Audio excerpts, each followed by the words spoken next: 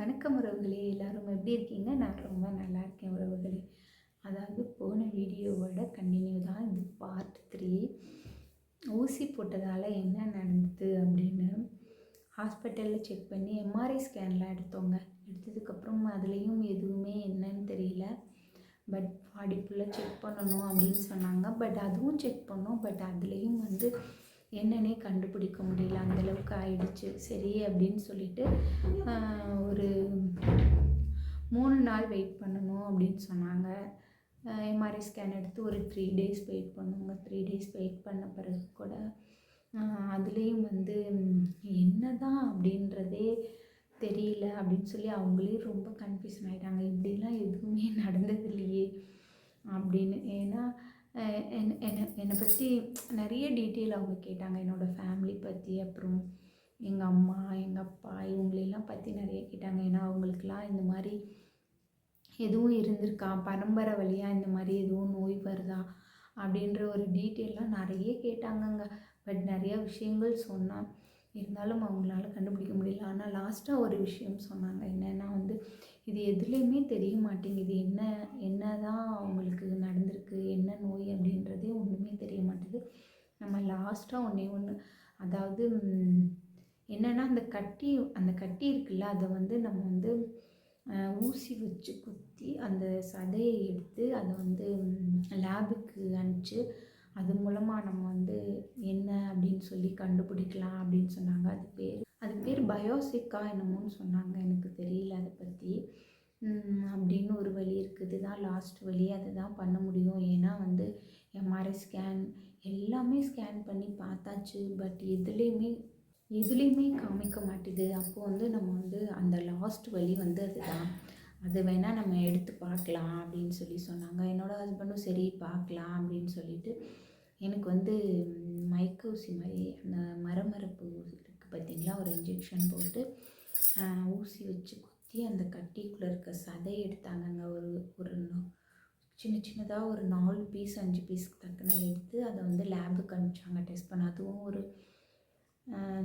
ஒரு 3-4 நாள் ஆகும் அதோட ரிசல்ட் வர அப்படின்னு சொல்லிட்டாங்க. சரின்ட்டு நாங்கள் அதையும் சாம்பிள் கொடுத்துட்டு நாங்கள் வீட்டுக்கு வந்துட்டோம். என் மனசே சரியில்லை, என்னன்னே தெரியலையே என்னாச்சு அப்படின்னு சொல்லிட்டு ஒவ்வொரு நாளும் நாங்கள் கால் பண்ணி கேட்டுகிட்டே இருக்கோம். பட் அவங்க சொன்னது இன்னும் லேபில் இருந்து ரிசல்ட் வரல, வந்தோடனே நாங்களே கால் பண்ணுவோம் அப்படின்னு சொல்லிட்டாங்க. ஏன்னா நிறைய அதுவே செலவாயிடுச்சுங்க எங்களுக்கு. ஏன்னா அந்த ஹாஸ்பிட்டல் ரொம்ப ஃபீஸ் அதிகம்தான். பட் ரொம்ப நல்லாவே பார்த்தாங்க, நல்லா. அப்புறம் சரின்னுட்டு 3 நாள் கழித்து ரிசல்ட் வந்துடுச்சு. அப்புறம் நாங்களே கால் பண்ணோம். அவங்களே அப்பாயின்மெண்ட் மாதிரி கொடுத்துருந்தாங்க, வந்துடுங்க சார் வர சொல்லியிருக்காங்க அப்படின்னு. சரின்னு நாங்களும் போனோன்னே அவருக்கே ரொம்ப ஆச்சரியமாக போயிடுச்சு. ஏன்னா இந்த நோய் கோடியில் ஒருத்தவங்களுக்கு தான் இந்த இது வருமா அப்படின்னு யாருக்குமே, அதாவது அவரே இது என்னை 2வது தான் ட்ரீட்மெண்ட் பண்ணுறாங்களா அந்த நோய். ஏற்கனவே ஒருத்தவங்களுக்கு வந்திருக்கா, நான் 2வது ஆள் அப்படின்னு சொல்லி சொன்னாங்க. ஒரு இன்ஜெக்ஷன் போட்டதுனால அலர்ஜி ஆயிடுச்சு அப்படின்னு சொல்கிறாங்க. அலர்ஜி தான் அது, வேறு எதுவுமே கிடையாது, வேறு எந்த ஒரு இதுவுமே கிடையாது நான் அப்படின்னு சொல்லிட்டாங்க. ஒரு அலர்ஜி மாதிரி ஆகிடுக்கு, அது எதனால் ஆயிருக்குன்னு தெரியல. வேறு எதுவும் போடலை, நான் மருந்து மாத்திரை இந்த மாதிரிலாம் எதுவுமே நான் எடுத்துக்கவே இல்லை.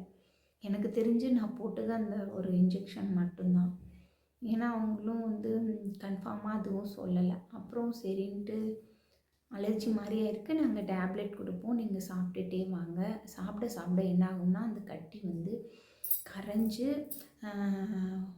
சீல் மாதிரி ஃபார்ம் ஆகி வெளியில் வரும் அப்படின்னு சொல்லிட்டாங்க. அதை என்ன பண்ணணும்னா ஆப்ரேஷன் மாதிரி தான் எடுக்கணும் அப்படின்னு சொல்லிட்டாங்க. சரின்ட்டு நானும் மாத்திரை சாப்பிட்டுட்டே இருந்தேன். ஒரு 3 நாள் சாப்பிட்டுப்பேன்னு நினைக்கிறேங்க. ஒரு 3-4 நாள் சாப்பிட்டோன்னே எனக்கு அதோட எஃபெக்ட் தெரிய ஆரம்பிச்சிடுச்சு. வலி ரொம்ப ஓவர் ஆயிடுச்சு. ஏன்னா என்னோடய ஹஸ்பண்ட் என்ன பண்ணிட்டாங்கன்னா, அதுக்கு மாத்திரை நான் சாப்பிட்டுட்டு இருக்கிறதுனால சரி என்னென்னு கண்டுபிடிச்சாச்சு, எதுவும் பிரச்சனை இல்லை அப்படின்னு சொல்லிட்டாங்க. அதனால் ஊரில் கொஞ்சம் வேலை இருந்தது, தேங்காய் வெட்டுற வேலை இருந்தது.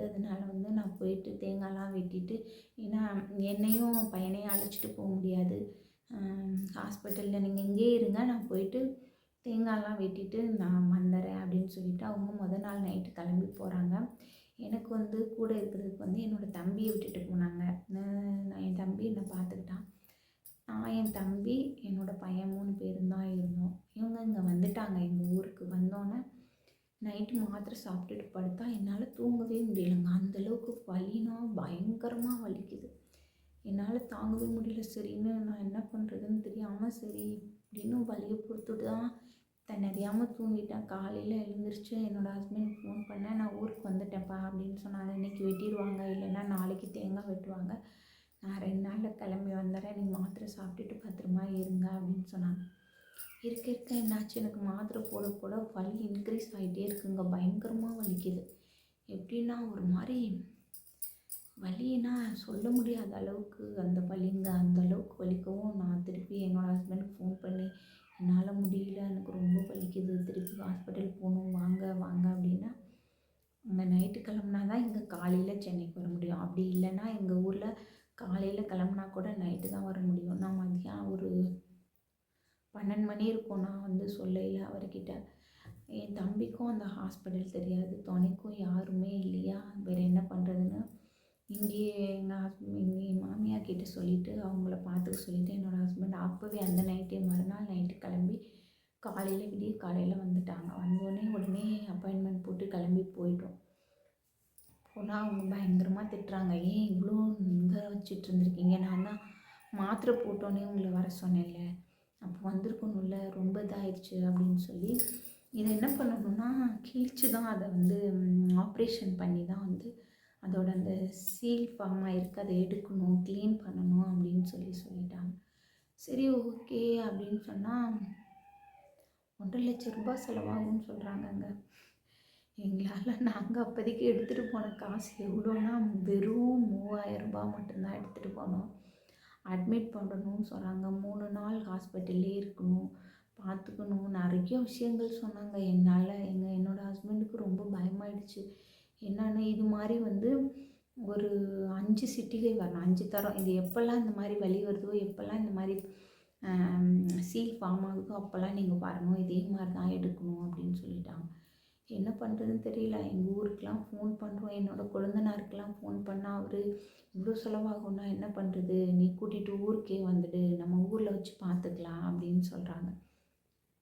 இது முக்கால்வாசி வந்து முடிஞ்சிருச்சு. அவங்கக்கிட்ட பார்த்து அவங்க ட்ரீட்மெண்ட் போயிட்டுருக்கப்போ நம்ம திருப்பி திடீர்னு ஊருக்கு வந்தால் அங்கே வந்து ஃபஸ்ட்லேருந்து பார்ப்பாங்க. ஊரில் உள்ளவங்க வந்து முதல்லேருந்து ஸ்கேன் பண்ணுறதுலேருந்து என்ன பண்ணணும் ஏது பண்ணணும்னு அவங்க ஃபஸ்ட்லேருந்து பார்க்க ஆரம்பிச்சிடுவாங்க.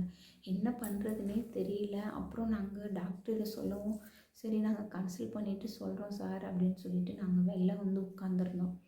அப்புறம் அவர்கிட்ட வந்து மறுபடியும் எங்களை வந்து கூப்பிட்டாங்க. என்னதான் பிரச்சனை, என்னன்னு சொல்லுங்கன்னோன்னா அப்புறம் நாங்கள் இந்த மாதிரி இவ்வளோ காசுலாம் இல்லை சார், இப்படிலாம் பண்ண முடியாது, நான் என்ன பண்ணுறதுன்னு தெரியல அப்படின்னு சொல்லல. பட் அவர் வந்து கொஞ்சம் புரிஞ்சுக்கிட்டு என்ன பண்ணாங்கன்னா, நான் வந்து இங்கே வந்து பெட்டு அட்மிஷன் போட்டு உங்களுக்கு ட்ரீட்மெண்ட் பண்ணணுன்னா இவ்வளோ தான் செலவாகும், நீங்கள் வந்து இன்சூரன்ஸ் போட்டிருந்தா கூட அதை கிளைம் பண்ணிக்கலாம் அப்படின்னாங்க. பட் இன்சூரன்ஸ் போடலான்னா அது எப்படியும் வர ஒரு மாதமாவது ஆகும், இல்லையா 15 டேஸாவது ஆகும். அதுக்கு முன்னாடி நீங்கள் வந்து அடிஷ்னல் பணம் கட்டி தான் ஆகணும் அட்மிஷன் போகிறதுக்கு அப்படின்னு சொல்கிறாங்க. பட் என்னென்னு தெரியாமல் முடிச்சிட்ருக்கையில் தான் அவர் சொன்னார், அம்மா ஒன்றுமே கிடையாது, இது உங்களால் வலி தாங்க முடியும் அப்படின்னா நான் இங்கேயே வச்சு உங்களுக்கு நான் க்ளீன் பண்ணி விட்றேன், நீங்கள் 2 நாளைக்கு ஒருக்கா ட்ரெஸ்ஸிங் பண்ணுறதுக்கு மட்டும் வாங்க, உங்களால் முடியுமான்னு சொல்லுங்கள். ஏன்னா வந்து நாங்கள் மயக்க ஊசி தான் போட்டு இதை க்ளீன் பண்ணணும், பட் நீங்கள் வலி தாங்கிக்குவீங்க அப்படின்னா நான் வந்து அந்த இன்ஜெக்ஷன் எல்லாமே நான் உங்களுக்கு வந்து க்ளீன் பண்ணுறேன் அப்படின்னு சொன்னாங்க. என்ன பண்ணுறதுன்னு தெரியல, ஏன்னா கையில் காசும் இல்லை. பட் நம்ம வந்து வெளியிலையும் போகவும் முடியாது, ஏன்னா முக்காசி ட்ரீட்மெண்ட் முடிஞ்சிருச்சு. திருப்பி நம்ம போனோன்னா ஃபஸ்ட்லேருந்து பண்ணுவாங்க, நம்ம உடம்புக்கும் என்னன்னு தெரியாமல் ஒரு இடத்துல போய் மாட்டக்கூடாது. நானும் சரி சார் நான் வலி தாங்கிக்கிறேன், நீங்கள் வந்து க்ளீன் பண்ணி விடுங்க அப்படின்னு சொல்லிட்டு மயக்கமே ஊசி போடாமல் கட் பண்ணி இன்னமும் என்னால் நினைக்கவே ரொம்ப கஷ்டமாக இருக்குது. க்ளீன் பண்ணி அவங்க கொஞ்ச நேரம் என்னோடய ஹஸ்பண்ட்டு சொன்னாங்க, கொஞ்சம் மயக்கமாக இருக்கும், அவங்க கொஞ்சம் நேரம் ரெஸ்ட் எடுக்கட்டும், அதுக்கப்புறம் நீங்கள் கூட்டிகிட்டு போங்க. கூட்டி போயிட்டு 2 நாளைக்கு ஒருக்கா கூட்டு வாங்க ட்ரெஸ்ஸிங் பண்ணணும்னு. அதே மாதிரி 2 நாளைக்கு ஒருக்காவே மியாட் ஹாஸ்பிட்டலுக்கும் வீட்டுக்குமா கொஞ்சம் இந்த மாதிரி எனக்கு அந்த மாத்திரை சாப்பிட்ட என்னாச்சுன்னா, அந்த கட்டி ஃபுல்லாக அப்படியே இதாகி சீல் மாதிரி வந்து எனக்கு க்ளீன் பண்ணி இந்த மாதிரி தாங்க செஞ்சாங்க. இப்போ ஓரளவுக்கு முக்கால்வாசி ஃபுல்லாகவே அது வந்து கம்ப்ளீட்டாக ஆயிடுச்சு. அதுக்கப்புறம் நாங்கள் அங்கேருந்து சென்னை விட்டு காலி பண்ணி வரணும் அப்படின்னு முடிவெடுத்ததுக்கப்புறம் டாக்டர் என்ன சொன்னாங்கன்னா, ஒரு தரம் நீங்கள் மறுபடியும் ஒரு ஸ்கேன் எடுத்து கொண்டு வாங்க, பார்த்துக்கலாம், எல்லாம் க்ளீன் ஆகிடுச்சா என்னன்னு பார்க்கலாம் அப்படின்னு சொல்லிட்டு மறுபடியும் ஒரு போய் ஸ்கேன் பண்ணி பார்த்தோம். கம்ப்ளீட்டாக எல்லாமே சரியாயிடுச்சு, ஒன்றும் இனி பிரச்சனையே இல்லை, நீங்கள் எப்பவும் போல் நார்மலாக இருக்கலாம் அப்படின்னு சொல்லிட்டாங்க. ஒரு வருஷம் 1 இயர் நாங்கள் ட்ரீட்மெண்ட் பார்த்தோங்க அங்கே மியாட் ஹாஸ்பிட்டலில். அந்த மாதிரி என்னோடய லைஃப்பில் வந்து என் வாழ்க்கையே புரட்டி போட்ட ஒரு விஷயம்னா அதுதான் சொல்லணும். ஒரு பெரிய ஏன்னா எனக்கு இந்த மாதிரிலாம் நடந்ததில்லை. ஏன்னா நான் ஒரு காய்ச்சல், தலைவலி இந்த மாதிரின்ட்டு நான் மாத்திரை டேப்லெட்டே எடுத்துக்கிட்டதே கிடையாது. என்னோடய பையன் பிறந்தப்போ நான் ஹாஸ்பிட்டல் போனேன். எனக்கு அப்போவும் சிசேரியன் தான் பண்ணாங்க. அதுதான் நான் போன ஹாஸ்பிட்டல். மற்றபடி எனக்கு ஏதோ சளி காய்ச்சல் இருந்தால் கூட ஏதோ அது சரியாயிடும் அப்படின்ட்டு நான் அப்படியே விட்டுருவேன். டேப்லெட் கூட எடுத்துக்க மாட்டேன்.